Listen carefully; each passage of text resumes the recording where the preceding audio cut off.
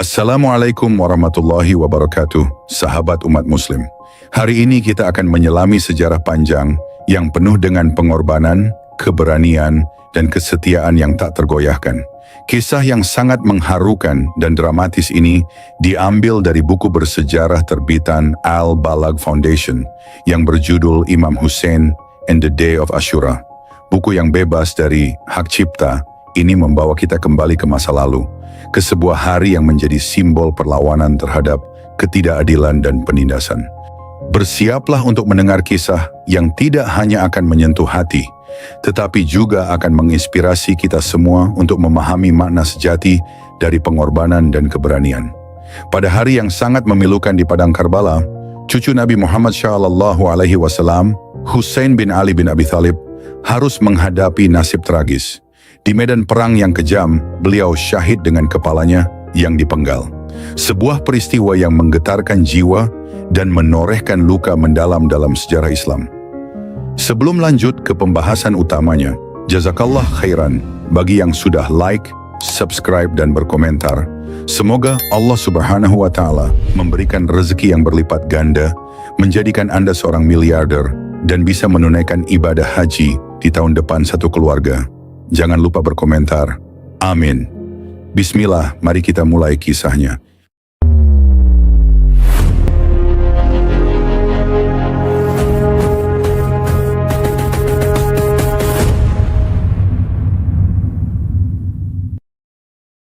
Karbala, oh Karbala, suatu kebun yang penuh ditumbuhi oleh pedang-pedang, disirami kuyup dengan darah syuhada, dan menjadi inspirasi bagi beribu-ribu pena untuk melukiskan kedahsyatannya.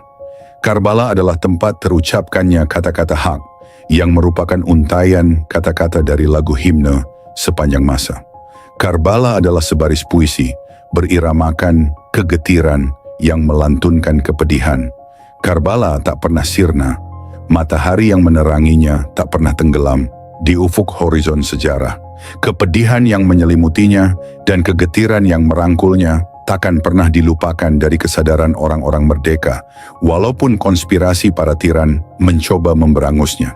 Di Karbala, segerombolan awan mencucurkan darah ke tanah, menyirami tubuh para syuhada, membasahinya, menumbuhkannya, menyuburkan, dan menyebarkannya. Suara serak yang penuh keberanian dari Imam Hussein masih menggema pada dinding-dinding lembah Al-Tufuf dan masih terngiang di gendang telinga sejarah sepanjang masa.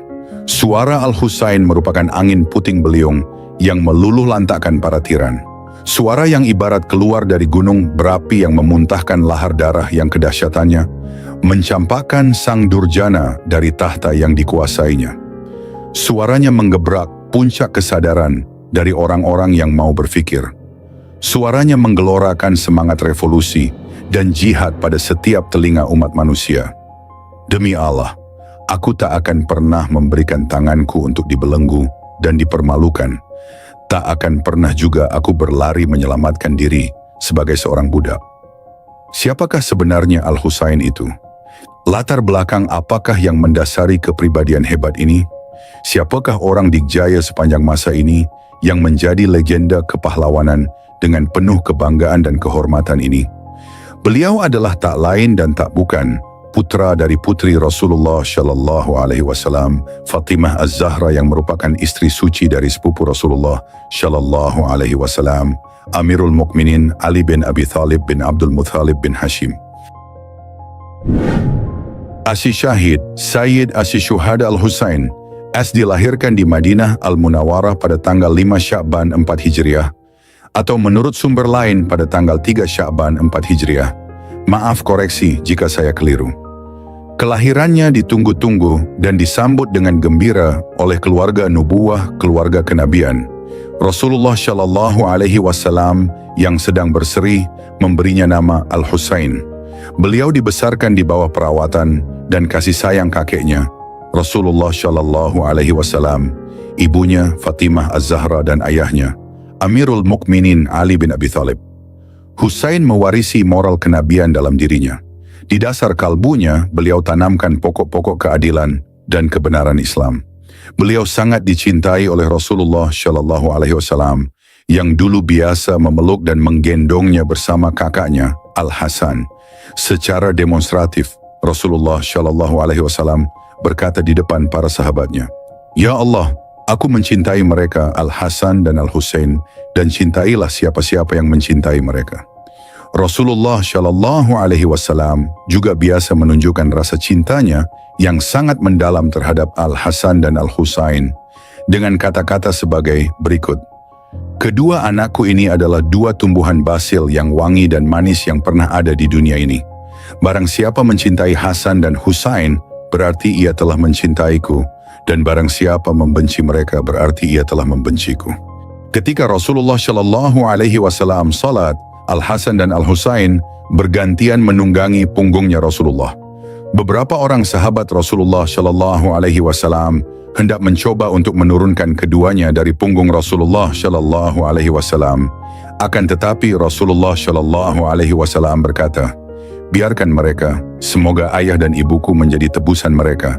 Siapapun yang mencintaiku, maka seharusnya ia mencintai mereka." Diriwayatkan oleh Abu Hatim. Barang siapa di antara kalian ingin melihat wajah ahli surga, maka pandanglah wajah Husain.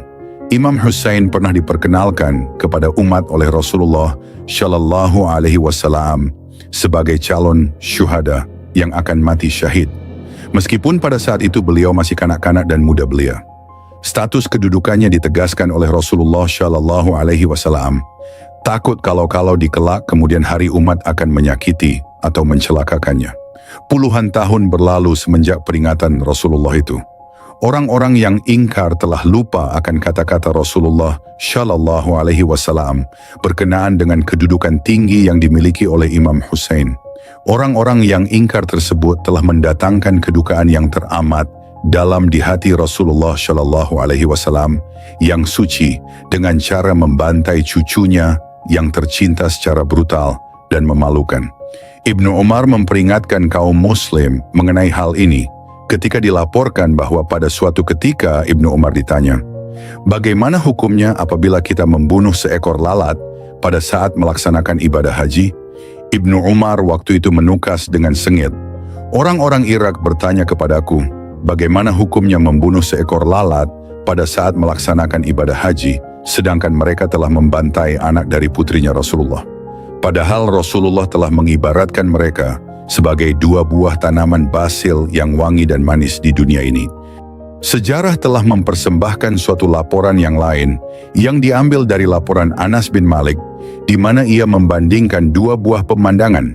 Yang pertama ialah pemandangan di mana Rasulullah biasa mencium mulut Al-Husain dan memeluknya dengan erat. Kejadian lain menunjukkan di mana Ibnu Ziyad, seorang gubernur Bani Umayyah di Kufah, setelah kesyahidan Imam Husain, menyodok-nyodok mulut dari kepala Imam Husain yang telah diletakkan dalam sebuah baskom. Anas bin Malik mengatakan, setelah pembantaian sadis terhadap Husain bin Ali selesai, kepalanya dibawa kepada Ibnu Ziyad, yang kemudian menusuk-nusuk gigi depan Imam Husain dengan tongkatnya seraya berkata, "Ia sangat tampan sekali, biar aku mainkan kepalamu." Anas bin Malik berkata, "Aku melihat Rasulullah Shallallahu Alaihi Wasallam telah menciumi mulut yang sedang kau sakiti dengan tongkatmu." Laporan ini diriwayatkan oleh Ad-Dhahhak. Abu Bakar As-Siddiq pernah berkata, "Aku mendengar Rasulullah Shallallahu Alaihi Wasallam bersabda, Hasan dan Husain adalah para pemuka-pemuda di surga."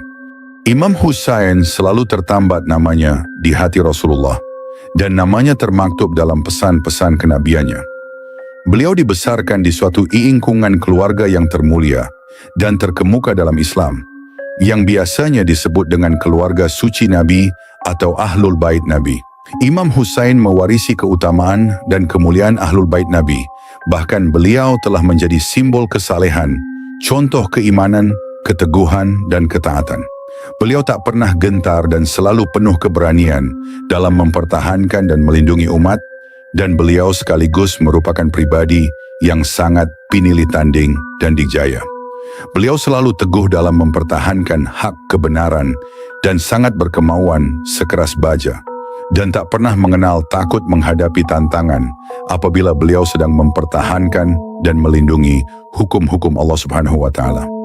Karena sifat-sifat keagungan yang beliau miliki, maka Imam Hussein digariskan untuk menjadi suatu kekuatan aktif dan dinamis dalam sejarah Islam. Kaum Muslim mencintai keluarga Rasulullah Shallallahu Alaihi Wasallam dan memandang Imam Hussein sebagai salah satu dari para imam yang berasal dari keluarga suci Rasulullah. Akibatnya, bencana yang timbul atas kehilangannya memicu kepedihan yang berkelanjutan dan berkepanjangan dalam setiap benak kesadaran umat dan menjadi suatu bentuk kedukaan yang tak pernah berakhir. Dengan sebab-sebab itulah, maka kepribadian Al-Husain telah merebut hati dan perhatian orang-orang.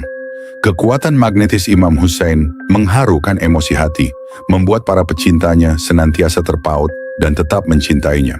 Para pujangga dari generasi ke generasi selama kurang lebih 14 abad menciptakan bait-bait puisi untuk mengenangnya.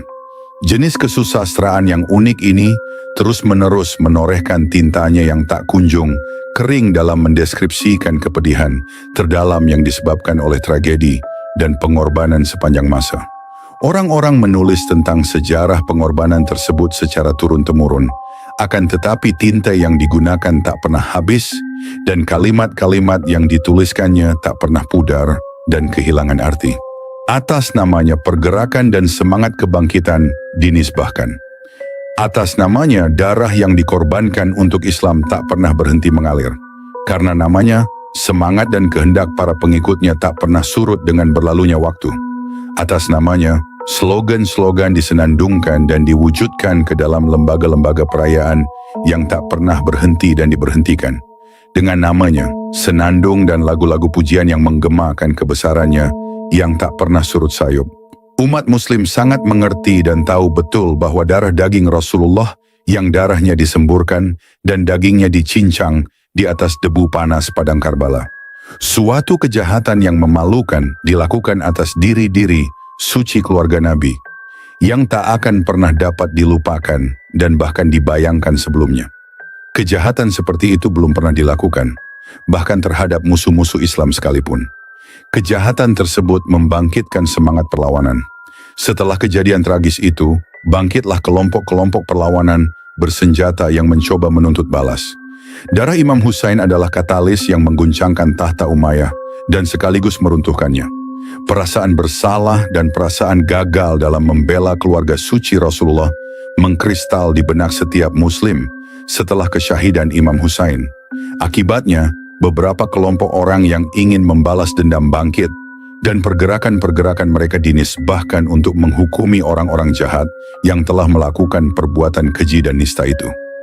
Salah satu gerakan tersebut berupa perlawanan bersenjata yang terdiri dari orang-orang yang disebut dengan tawabin, orang-orang yang bertobat, dan ada lagi yang lain, yaitu Al-Mukhtar yang mempelopori pembalasan dendam atas terbunuhnya Imam Hussein.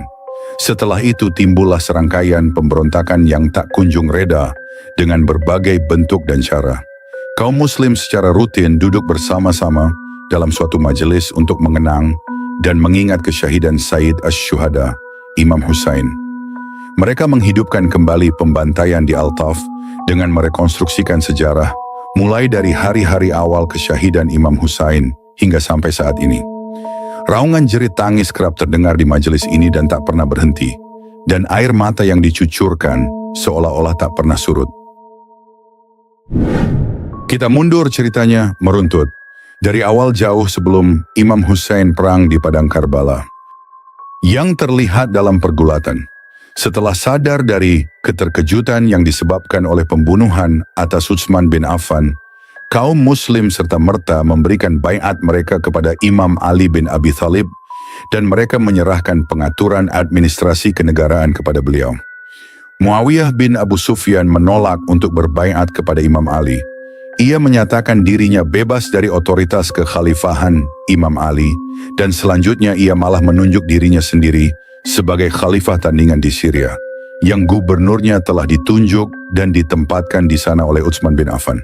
Apabila kita menelaah sejarah perpolitikan pada masa kritis dalam perjalanan sejarah Islam itu, maka kita dapat melihat dengan jelas bahwa Imam Ali saling berhadap-hadapan dengan 3 blok kekuatan politik sebagai berikut. Pertama, kelompok Bani Umayyah yang dipimpin oleh Muawiyah bin Abu Sufyan. Kedua, kaum Khawarij yang mengundurkan diri desersi dari pasukan Imam Ali dan kemudian berbalik menentangnya. Ketiga, kelompok yang dipimpin oleh Aisyah binti Abu Bakar, Talhah bin Ubaidillah, dan Zubair bin Awam.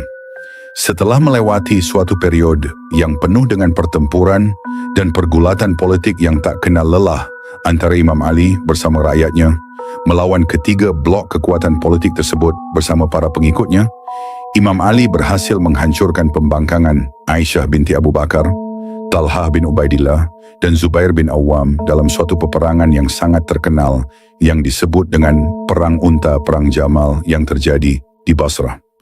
Imam Ali juga mengalahkan Muawiyah di dalam Perang Siffin. Pertempuran tersebut berakhir dan diakhiri dengan arbitrasi perundingan yang sebenarnya tidak disetujui oleh Imam Ali. Ketika beliau menyadari bahwa arbitrasi itu hanya siasat tipu muslihat politik dari Muawiyah belaka. Muawiyah memenangkan perundingan tersebut dengan jasa licik Amr bin Ash dan kaum Khawarij yang memaksakan perundingan itu terhadap Imam Ali, kecewa dan mengundurkan diri dari pasukan Imam Ali. Kelak, Imam Ali berhasil menaklukkan kaum Khawarij tersebut di Nahrawan dan membuat mereka berlari kocar-kacir. Di tengah-tengah pergolakan, pertentangan berdarah, dan pergulatan politik itulah kaum Khawarij yang memfokuskan kebencian mereka terhadap sosok Imam Ali. Mereka merancang rencana secara matang untuk membunuh Muawiyah bin Abu Sufyan, Amr bin Ash, dan Imam Ali bin Abi Thalib.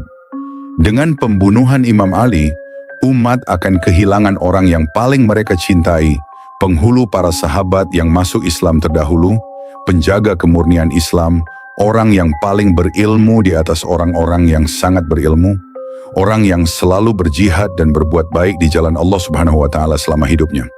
Rencana pembunuhan itu akan diwujudkan menjadi kenyataan oleh Abdurrahman bin Muljam. Ia membunuh Amirul Mukminin Ali bin Abi Thalib dengan memukulkan pedangnya ke kepala beliau yang suci dengan pedang yang sudah dilumuri racun maut. Pemukulan itu dilakukannya pada saat sang imam sedang khusyuk salat subuh di Masjid Kufah pada tanggal 19 Ramadan 40 Hijriah. Imam Ali menemui kesyahidannya pada tanggal 21 Ramadan 40 Hijriah. Amirul Mukminin Ali bin Abi Thalib adalah seorang kepala negara dan terkenal karena kegigihannya dan keteguhannya dalam berjihad dan berpolitik. Beliau adalah orang yang memegang prinsip dan doktrin yang beliau abdikan demi menjaga keadilan dan nilai-nilai dan kelemah lembutan Islam. Imam Ali tak pernah bersedia untuk berkompromi memperjualbelikan hak atau mengabaikan prinsip keadilan. Ketika beliau terbunuh, suatu cerita kepahlawanan telah mulai tertulis. Setelah itu mulailah periode kekalutan politik yang lebih rumit, di mana persamaan derajat secara politis sudah diubah secara radikal, dan pemikiran politis mulai tidak stabil. Kekhalifahan telah terguncang dan melemah. Muawiyah mulai memperluas pengaruhnya. Tak lama setelah Imam Ali menemui kesyahidannya, Muawiyah mengumumkan dirinya sebagai khalifah mutlak yang umum bagi seluruh kaum muslim. Meskipun pada waktu itu kaum muslim jauh lebih percaya kepada Imam Hasan yang memiliki status politik yang unik. Rasulullah Shallallahu Alaihi Wasallam sebelumnya telah mengumumkan hak kepemimpinan Imam Hasan kepada umatnya. Ayahnya, yaitu Imam Ali bin Abi Thalib, ketika menjelang mautnya menemui kesyahidan, memerintahkan umat Islam untuk berbaiat kepada Imam Hasan sebagai khalifah berikutnya. Muawiyah alih-alih berbaiat kepada Imam Hasan, ia malah mengirimkan surat kepada khalifah yang hak, yaitu Khalifah Hasan bin Ali. Isi surat itu meminta Imam Hasan agar menyerahkan kekuasaannya. Muawiyah melakukan itu sambil mengasah pedangnya dan mengancam akan melancarkan peperangan melawan Imam Hasan bin Ali. Sejarah mencatat, menjaga, dan melestarikan surat yang dikirimkan kepada Imam Hasan bin Ali. Sejarah juga melestarikan surat balasan yang dikirimkan oleh Imam Hasan bin Ali. Muawiyah menulis kepada Imam, mengancamnya, dan menyuruh beliau untuk menyerahkan kekhalifahannya. Suratnya adalah sebagai berikut. Dengan nama Allah yang Maha Pengasih dan Maha Penyayang. Allah Subhanahu wa Ta'ala yang Maha Besar akan senantiasa berhubungan dan berurusan dengan hamba-hambanya dengan cara yang dikehendakinya. Tak ada paksaan dalam keputusannya dan sangatlah cepat ia dalam melaksanakan pekerjaannya. Berhati-hatilah, karena kematian Anda sudah berada dalam genggaman seseorang dari gerombolan penjahat yang sedang berkeliaran. Anda mestinya dapat melihat kelemahan yang ada pada kami. Seandainya saja Anda mau berpaling dari apa-apa yang Anda idam-idamkan, dan Anda mau berbayat kepada kami, maka kami tentunya akan bersegera memenuhi segala janji-janji kami, dan akan kami berikan apapun yang Anda ingini. Lebih lanjut lagi, kami akan melakukan sesuatu yang pernah dikatakan oleh Aisha Bani Qais bin Tha'labah, yaitu, apabila seseorang mempercayaimu, maka balaslah ia dengan kepercayaan yang sama, sehingga tatkala kau mati, orang akan tetap menyebutmu orang yang dapat dipercaya. Janganlah membenci tuanmu karena ia lebih berkecukupan daripada dirimu. Apabila kamu berkekurangan, maka janganlah kamu berpaling dan pergi jauh dari tuanmu. Anda akan menjadi pengganti dan penerusku karena Anda sebenarnya lebih layak menduduki jabatan sebagai khalifah. Wassalam Muawiyah. Imam Hasan As menjawab surat tersebut sebagai berikut. Aku telah menerima suratmu, yang di dalamnya engkau cantumkan segala sesuatu yang engkau inginkan. Aku belum menolak untuk menjawab pertanyaanmu, karena aku khawatir akan berbuat tidak adil terhadapmu, dan aku berlindung kepada Allah Subhanahu wa Ta'ala dari hal itu. Ikutilah jalan yang benar. Nanti niscaya engkau tahu bahwa aku senantiasa beserta kebenaran. Berdosalah aku apabila mengucapkan kata-kata dusta. Imam Hasan tak akan pernah bertekuk lutut kepada Muawiyah dan tak mungkin untuk menyerahkan kekhalifahan kepadanya. Kedudukan beliau sangat legal dan masyarakat banyak telah memberikan baiat kesetiaan kepada beliau sebagai pemimpinnya dan khalifahnya. Beliau An-Nasib segera mempersiapkan dirinya sendiri dan memobilisasi rakyat untuk pergi bertempur melawan Muawiyah bin Abu Sufyan dan para begundalnya. Kekuatan militer yang dipimpin Muawiyah bin Abu Sufyan sangat banyak dan jauh lebih kuat daripada pasukan Imam Hasan, karena Muawiyah telah berhasil mempengaruhi para prajurit dan pasukan Imam Hasan.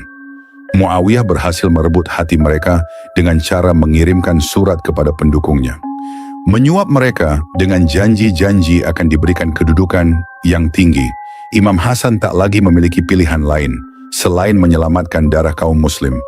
Beliau berhenti sejenak melawan Muawiyah demi mempertahankan dan melindungi keberadaan Islam yang terancam musuh dari luar, yaitu pasukan Romawi. Imam Hasan melakukan hal itu secara temporer, semata-mata hanya karena beliau menunggu keadaan sampai suasana tenang dan mengizinkan serta menguntungkan bagi kepentingan beliau.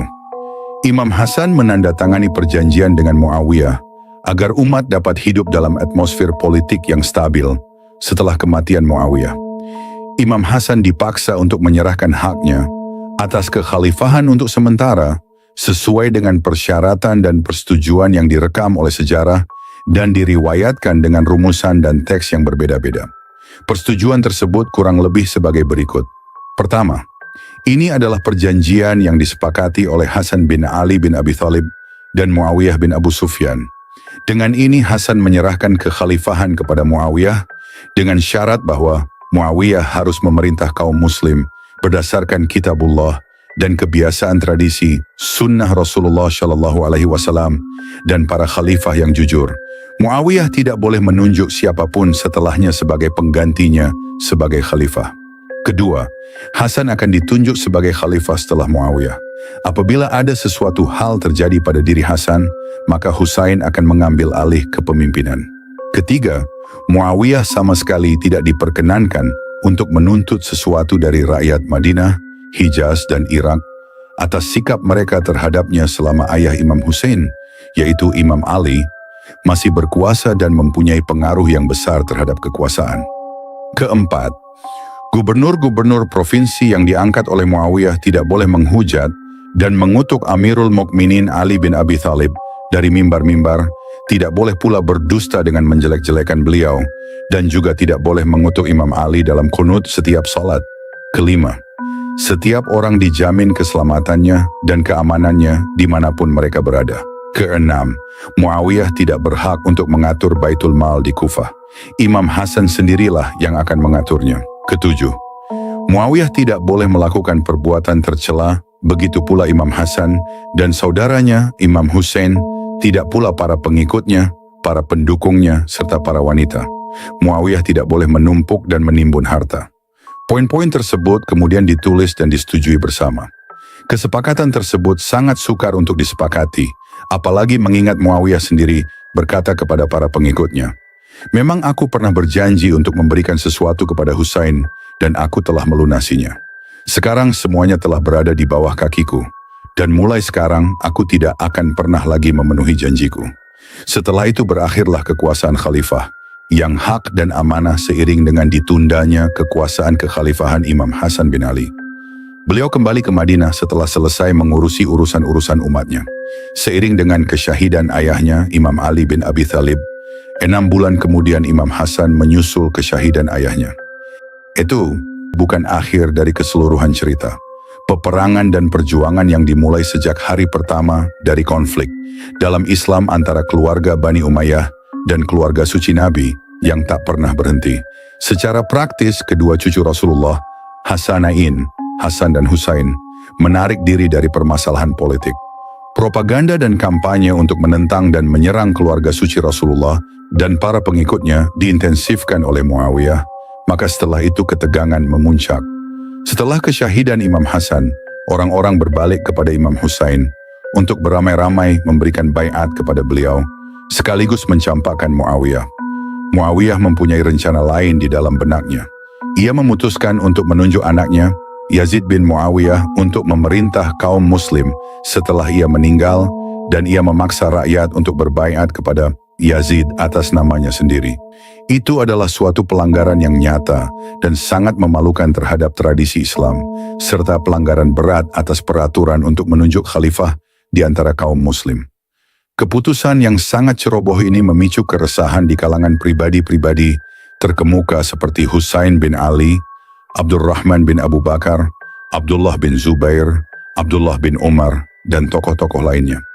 Para sejarawan telah dengan jelas mengemukakan sikap penolakan dan penentangan tersebut. Di bawah ini kita dapat lihat beberapa contoh. Pada tahun 50 Hijriah, Kuhistan ditaklukkan secara paksa oleh kaum muslim pendukung Muawiyah. Di sana Muawiyah memanggil orang-orang Syria untuk berkumpul dan berbaiat kepada anaknya, Yazid bin Muawiyah, sebagai pelanjut kekuasaannya. Mereka terpaksa berbaiat. Muawiyah adalah orang yang pertama yang menunjuk anaknya untuk naik ke atas tampuk kekuasaan menggantikannya. Dan ia adalah betul-betul orang yang pertama melakukan hal itu ketika ia masih hidup dan berkuasa, yang mana hal itu menimbulkan kebingungan karena akan ada dua orang, yaitu Muawiyah dan Yazid, yang masih hidup dan berkuasa pada saat yang bersamaan, dan orang-orang tidak tahu kepada siapa mereka harus patuh dan taat. Setelah itu Muawiyah menulis surat kepada Marwan bin Hakam di Madinah untuk mengambil baiat kesetiaan atas nama anaknya. Marwan bin Hakam di hadapan orang banyak berkata, "Amirul Mukminin mempunyai pendapat untuk mengangkat anaknya sebagai penguasa atas kalian. Ini adalah sesuai apa yang dipraktekkan Abu Bakar dan Umar." Pada saat itu Abdul Rahman bin Abu Bakar Asy-Syiddiq menyela Marwan bin Hakam, "Tidak benar. Itu adalah apa yang dipraktekkan oleh Khosrow dan Kaisar. Sesungguhnya Abu Bakar dan Umar tidak pernah menobatkan putra-putranya untuk menggantikannya, tidak juga sanak kerabat dan teman atau kawan mereka." Sesudah itu pada tahun 51 Hijriah, Muawiyah berangkat untuk melaksanakan ibadah haji, serta sekaligus untuk memuluskan jalan baiat untuk anaknya. Kemudian ia pergi menuju Ibnu Umar dan berkata, "Wahai Ibnu Umar, kau pernah berkata kepadaku bahwa kau tidak akan rela untuk melewatkan walau semalam pun tanpa memiliki seorang penguasa yang berkuasa. Aku peringatkan kau untuk tidak membuat keributan atau menimbulkan kerusuhan di antara kaum muslim." Ibnu Umar memanjatkan puji kepada Allah Subhanahu wa Ta'ala dan kemudian berkata, "Ada beberapa khalifah yang lewat sebelum kamu yang memiliki putra. Putramu tidak lebih baik daripada putra-putra mereka. Mereka, para khalifah tersebut, tidak melakukan apa yang telah kamu lakukan. Mereka memilih khalifah untuk kaum muslim seseorang yang mereka pikir yang terbaik. Kamu memperingatkanku agar tidak menimbulkan keresahan dan ketidakharmonisan di antara kaum muslim. Aku memang tidak akan pernah melakukannya. Akan tetapi aku adalah seorang muslim. Apabila kaum muslim telah sepakat mengenai sesuatu hal, maka aku serta-merta akan patuh dan turut bersama mereka. Semoga Allah memaafkanmu, kata Muawiyah. Ketika Ibnu Umar pergi, Muawiyah berangkat menuju Ibnu Abu Bakar yang memberikan 2 persyaratan. Muawiyah kemudian berkata, "Kami harap kamu meninggalkan perkara anakku ini kepada Allah." Ibnu Abu Bakar menyela, "Demi Allah, kamu seharusnya mengembalikan perkara ini kepada kaum muslim untuk dibicarakan di antara mereka, atau nanti kami yang akan memaksamu untuk mempertimbangkan hal itu." Dengan itu ia berdiri dan cepat-cepat pergi seraya berkata, "Ya Allah, Muawiyah telah menisbahkan semua itu kepadamu. Cukupkanlah aku dalam menentangnya dengan apa yang kau hendak lakukan." Muawiyah cepat-cepat menimpali, "Hai, tunggu dulu, jangan ceritakan hal ini kepada orang-orang Syria. Aku takut mereka akan menyerangmu. Tunggulah sampai hari menjelang malam ketika aku akan menceritakan kepada mereka bahwa kau telah memberikan baiat kesetiaan. Setelah itu kau dapat melakukan apapun yang kamu kehendaki." Setelah itu Muawiyah pergi menuju Ibnu Zubair dan berkata kepadanya, "Wahai Ibnu Zubair, kau bukanlah apapun melainkan seekor rubah yang cerdik dan lincah. Kau pergi ke satu sarang dan keluar dari sarang lainnya.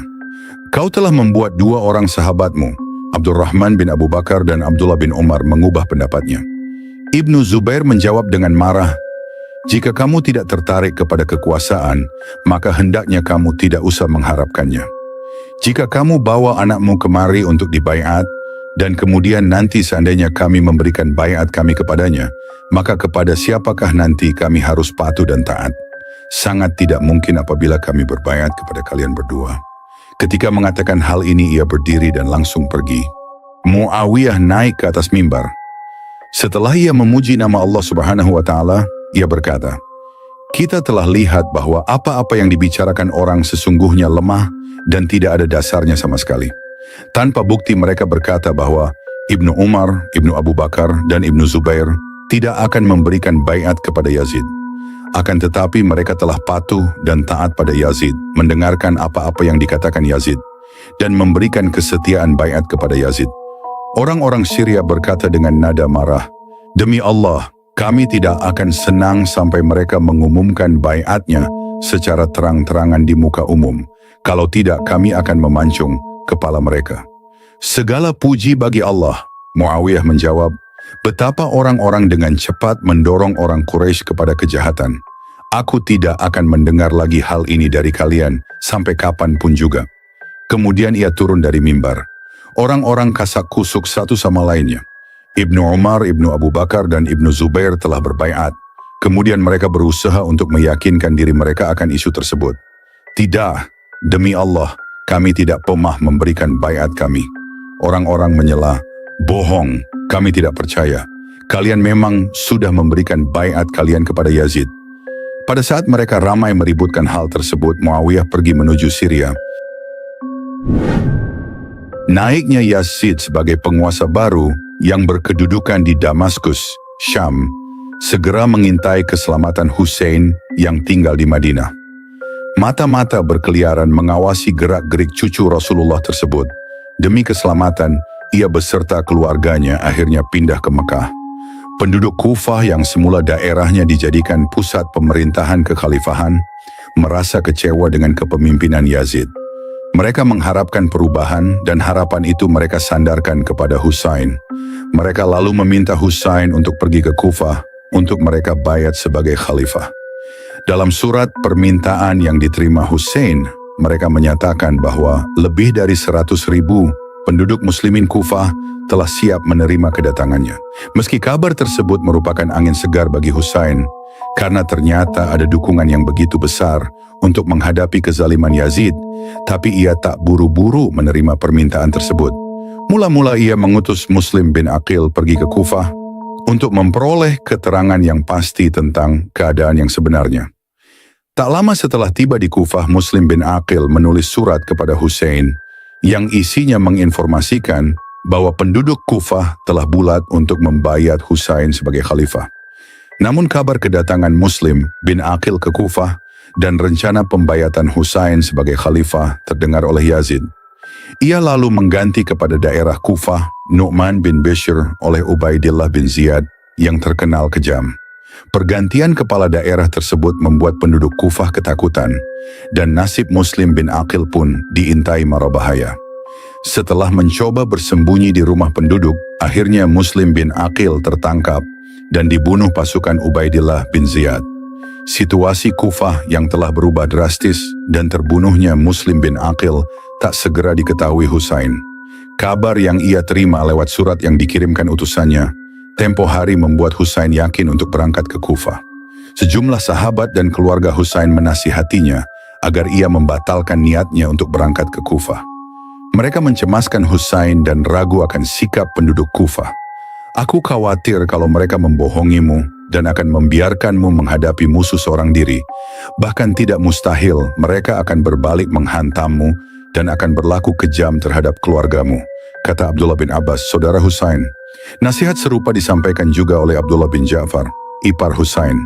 Ia tergesa-gesa menulis surat dari Madinah dan diantarkan langsung oleh kedua orang anak laki-lakinya kepada Husain. "Aku minta dengan sangat supaya Anda membatalkan rencana keberangkatan ke Kufah setelah menerima suratku ini. Aku benar-benar khawatir kalau niat Anda itu akan mengakibatkan Anda binasa bersama segenap anggota keluarga Anda. Kalau hal itu sampai terjadi, maka padamlah cahaya di permukaan bumi ini. Ingatlah bahwa diri Anda sesungguhnya adalah lambang semua orang beriman," tulis Abdullah bin Ja'far. Namun, semua nasihat dan kekhawatiran yang terpancar dari keluarga dan para sahabatnya tidak berhasil membatalkan niat Husain untuk pergi ke Kufah. Keharuan menyelimuti penduduk Mekah saat mereka akhirnya terpaksa melepas Husain dan rombongannya yang hendak menuju Kufah pada 18 Zulhijjah tahun ke-60 Hijriah. Sebelum tiba di Kufah, Husain mengutus Qais bin Mashar as-Saidawi untuk pergi ke kota tersebut untuk memastikan kembali situasi Kufah. Namun nahas, Qais bin Mashar as-Saidawi tertangkap Ubaidillah bin Ziyad dan pasukannya, lalu ia dibunuh. Saat Qais bin Mashar as-Saidawi pergi menjalankan perintahnya, datang kabar kepada Husain tentang kematian Muslim bin Aqil dan situasi Kufah yang telah berubah. Namun Husain beserta sebagian rombongan terus melanjutkan perjalanan menuju Kufah. Kabar kedatangan Husain dan rombongannya di dekat perbatasan Kufah disambut dingin penduduk Kufah yang konon lebih dari 100.000 orang, menyatakan janji setianya kepada Husain. Kekhawatiran keluarga dan sahabat Husain di Mekah yang menasihatinya agar tidak berangkat ke Kufah ternyata benar. Rombongan Husain tiba di Karbala pada 2 Muharram 61 Hijriah di bawah pengawasan ketat pasukan berkuda utusan Ubaidillah bin Ziyad yang dipimpin oleh Al-Hur bin Yazid At-Tamimi. Sementara Ubaidillah bin Ziyad, sang kepala daerah Kufah, kemudian menyiapkan pasukan tempur berkekuatan 4.000 orang dengan persenjataan lengkap yang dipimpin oleh Umar bin Sa'ad bin Abi Waqqas. Dari sini kita mulai meringkas cerita peperangannya yang begitu panjang. Dan singkat cerita di akhir penghujung peperangan. Karbala 10 Muharram, petang. Imam Husain menebus barisan musuh. Gerakan pedangnya disambut jeritan nyaring bala tentara Umar yang kesakitan. Korban tewas dan luka parah berjatuhan. Pasukan lawan kalang kabut tak mampu menahan serangan Imam Husain. Shimr segera menghampiri komandan tertinggi Umar. "Hai Umar, orang ini Imam Husain maksudnya dengan mudah akan melenyapkan kita semua," ujarnya memperingatkan. "Lalu apa yang bisa kita lakukan?" tanya Umar. "Bagilah pasukan menjadi 3. Pasukan pertama terdiri dari tentara panah, pasukan kedua terdiri dari tentara pedang, sedangkan pasukan ketiga terdiri dari tentara api dan batu, lalu perintahkan semuanya melakukan penyerangan serempak ke arahnya." Sahut Shimr sambil menyaksikan dari jauh kepiawaian putra kedua, Ali itu melibas musuh-musuhnya. Dengan cara inilah kematian Imam Husain bisa dipercepat dan jumlah korban di pihak kita bisa dikurangi, sambungnya. Usulan Shimr diterima. Umar pun memanggil mundur pasukannya, kemudian membaginya menjadi 3 pasukan. Tak lama kemudian ratusan tombak, panah, batu, dan api dibidikkan ke arah Imam Husain. Putra Ali ini tak kuasa menghindar. Luka di sekujur tubuh manusia suci itu pun kian bertambah. Imam Husain tetap mengadakan perlawanan sekuat sisa tenaganya. Sebuah anak panah beracun yang ditembakkan Khuy bin Yazid mengenai dada cucu Nabi Muhammad Shallallahu Alaihi Wasallam termulia itu. Ia terhuyung kehilangan keseimbangan dan tak lama kemudian terjatuh dari kudanya. Lubang di dadanya merekah dan darah menyiram sekujur tubuhnya. Imam Husain mencoba menahan pedih luka-lukanya sambil berusaha untuk bangkit. Sayang, sebuah anak panah lagi dari arah samping yang dihujamkan Abu Qudamah Al-Amiri menancap di dada kanannya. Imam Husain pun roboh. Ia mengerang kesakitan di tengah lingkaran pasukan berkuda Umar bin Sa'ad. Ada terdapat kurang lebih 67 buah yuka, 139 yang menghiasi tubuh suci Imam Husain. Dalam kebisuan, setiap yuka tersebut menceritakan kisah perjuangan dan jihad yang semuanya itu terangkai menjadi satu jilid buku, yang setiap babnya berisi kisah sedih dan tragis dari kisah perjuangan melawan penindasan dan ketidakadilan. Musuh-musuh Imam Husain ternyata masih tidak puas dengan sekadar melihat luka-luka yang diderita oleh beliau. Dengan sisa kekuatannya, Imam Husain mencabut panah yang masih menancap di dada kanannya sekuat tenaga, seraya menggigit bibirnya yang pucat. Darah segar menyembur dari luka dadanya Imam Husain. Tangannya mengusap darah di permukaan janggutnya seraya berucap, "Demikianlah kalian mengucapkan terima kasih kalian kepada kakekku. Dengan tubuh dan wajah yang berdarah inilah aku akan menghadap kakekku, agar beliau tahu betapa kalian sangat membenci kebenaran dan agamanya." Usai mengutarakan keluhannya, Imam Husain jatuh pingsan sesaat. Pasukan musuh membiarkan tubuh itu tergeletak begitu saja sambil menanti Imam Husain siuman. Pasukan musuh mulai panik, tidak tahu apakah Imam Husain telah gugur ataukah masih hidup. Setelah berjalan beberapa saat, sementara jasad Imam Husain tak juga bergerak, tiba-tiba Zur'ah Al-Kindi melompat dari kudanya dan menduduki jasad putra Fatimah yang lunglai itu. Pukulan pertama Zur'ah bin Syarik mengenai bahu kiri Imam Husain. Sasaran kedua adalah leher Imam Husain itu. Zur'ah merasa perlu melengkapi keganasannya dengan menancapkan ujung pedangnya di wajah tampan pejuang sejati Bani Hashim itu. Imam Husain tersadarkan dari pingsannya oleh pukulan itu. Beliau kini tak mampu menjerit, "Semoga Allah meletakkan kau kelak pada tempatmu yang layak, neraka, bersama manusia-manusia durjana lainnya." Pedang Imam Husain dirampas. Kini pemimpin para pemuda surga itu duduk di atas tanah tanpa senjata. Darah tetap membasahi tubuhnya di tengah lingkaran pasukan berkuda yang berputar-putar. Teriakan-teriakan pasukan Umar demikian bising, hingga mengalahkan pekikan tangis Zainab dan adik-adiknya di seberang sana. "Hai, apa yang membuat kalian diam? Cepat selesaikan!" seru Umar dari belakang. Imam Husain tergeletak selama beberapa menit. Perlawanan telah berakhir. Sekonyong-konyong Syabs bin Rubai menyeruak dari barisan dan bergegas menuju Imam Husain yang kehilangan tenaganya. Namun secara tak terduga lelaki yang dikenal beringas itu kembali ke barisannya. "Hai, mengapa kau kini menjadi penakut? Mengapa kau batalkan niat membunuh Husain?" tegur Sinan bin Anas mengejek. "Hai keparat, tahukah kau ia tiba-tiba membuka matanya dan seketika kulihat wajah kakeknya, Muhammad." Bantah Syabs mengutarakan alasannya. "Kau memang penakut," sambar Sinan sambil memisahkan diri dari barisannya menuju Imam Husain. Ketika hendak mengayunkan pedangnya ke arah leher Imam Husain, Sinan tiba-tiba melepaskan pedangnya dan lari meninggalkan tubuh tak berdaya itu sendirian. "Hai, mengapa kau lari terbirit-birit seperti burung unta dikejar harimau?" sergah Shimr mengejek. "Sungguh wajahnya adalah wajah Muhammad," jawab Sinan sambil menundukkan wajahnya. "Dasar keturunan pengecut," kecam Shimr.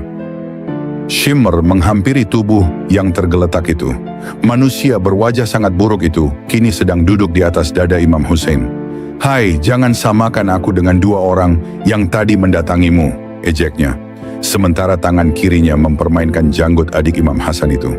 "Siapa kau? Apa yang membuatmu begitu biadab?" tanya Imam Husain dengan suara terputus. "Shimr," jawabnya singkat sambil menghunuskan pedangnya. "Tahukah kau siapa orang yang sedang kau duduki?" "Siapakah aku?" tanya Imam Husain. "Iya, aku tahu kau adalah Husain putra Ali dan Fatimah binti Muhammad, Fatimah binti Hadijah," jawabnya datar. "Lalu mengapa kau masih berniat membunuhku?" protes Imam Husain yang mulai merasakan sesak di dadanya. "Aku mengharapkan imbalan dari Yazid," sahutnya sambil meringis. "Tidakkah kau mengharapkan syafaat dari kakekku Rasulullah?" tanya Imam Husain kemudian. "Hai, sedikit imbalan dari Yazid lebih aku sukai ketimbang ayah, kakek dan nenek moyangmu," bantah Shimr sombong disusul tawa-tawa keras. "Kalau memang kau harus membunuhku, maka berilah sedikit air minum lebih dulu," pinta Imam Husain. "Oh, itu mustahil. Sekali lagi, permintaanmu mustahil kami berikan. Kau akan mati dicekik rasa haus sesaat demi sesaat.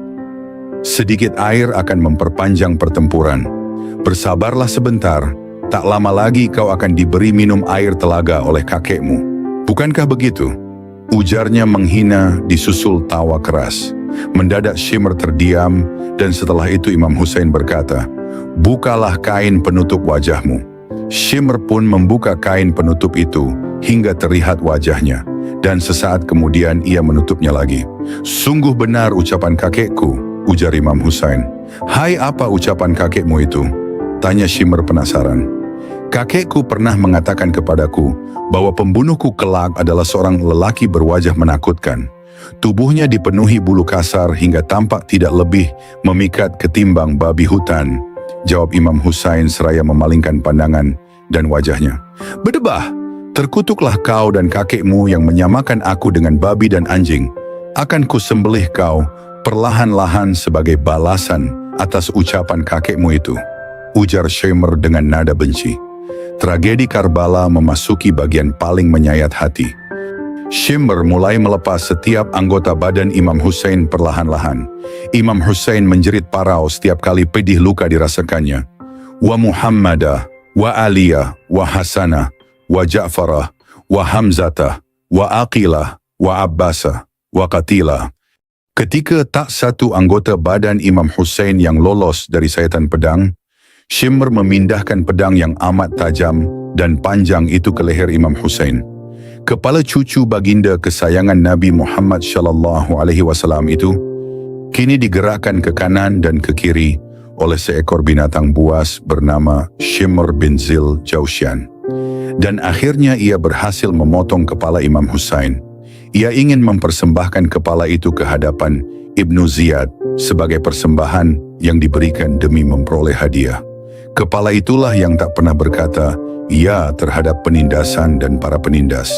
Kepala itu pula lah yang telah mengucapkan, "Demi Allah, aku takkan pernah memberikan tanganku untuk berbaiat seperti seorang yang telah dipermalukan. Takkan pernah pula aku lari menyelamatkan diri seperti seorang budak." Gema tangis dan raungan wanita-wanita keluarga Nabi Muhammad sallallahu alaihi wasallam yang membumbung ke angkasa tatkala melihat kejadian pemisahan leher Imam Husain dari tubuhnya.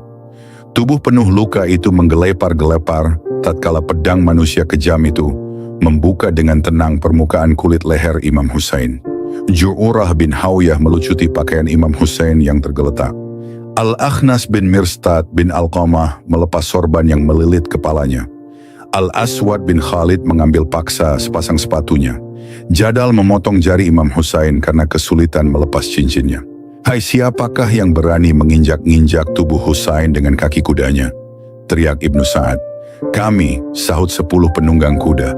140 para penunggang kuda sekarang tampak mulai menunggangi kudanya untuk secara keji menginjak-injak tubuh-tubuh tak berdosa itu. Tubuh pemimpin para pemuda surga itu pun terkoyak-koyak, terlempar dan terbanting. Sementara Umar bin Sa'ad dan pasukannya terus menenggak khamar merayakan kemenangan. Di seberang sana, jerit tangis para wanita bergema seketika melihat kuda jantan berwarna putih itu datang ke kemah tanpa penunggang. Zainab dan para wanita keluarga Nabi Muhammad berhamburan memeluk kuda penuh luka itu seraya berkata parau, "Wa Husainah, wa Qatilah, wa akhah, inna lillahi wa inna ilaihi rajiun." Tenggelamnya Imam Husain, debu-debu mengendap sudah, dan kuda-kuda pun tak lagi terdengar meringkik. Pedang-pedang yang bercucuran darah sudah tersarung rapi di sarungnya. Sementara itu tombak dan lembing bergeletakan, dan sebagian patah berlumuran darah. Dunia tampak mengelabu ketika matahari perlahan beranjak enggan untuk tenggelam. Gurun gersang memanjangkan lehernya, untuk melihat kejahatan terjahat yang telah dilakukan manusia terhadap kemanusiaan. Dan pohon-pohon kurma mengumpulkan dedaunannya seraya mengutuk dirinya sendiri, karena telah tumbuh begitu dekat dengan tempat di mana manusia durjana melakukan kebejatannya, tanpa ada seorang pun yang dapat mencegah. Angin gurun berhembus sedikit kencang untuk menaburkan debu-debu, agar dapat menguburkan secara sederhana setiap serpihan dan potongan tubuh yang berserakan tak terurus. Kelak tubuh-tubuh itu lama tak terurus, sementara tubuh-tubuh para prajurit musuh Allah dan Rasul-Nya sudah disalatkan dan dikebumikan dengan layak. Ceceran potongan tubuh itu tampak lusuh dan kumuh berbalutkan debu-debu lusuh di sebuah tempat terasing di daerah Kufah.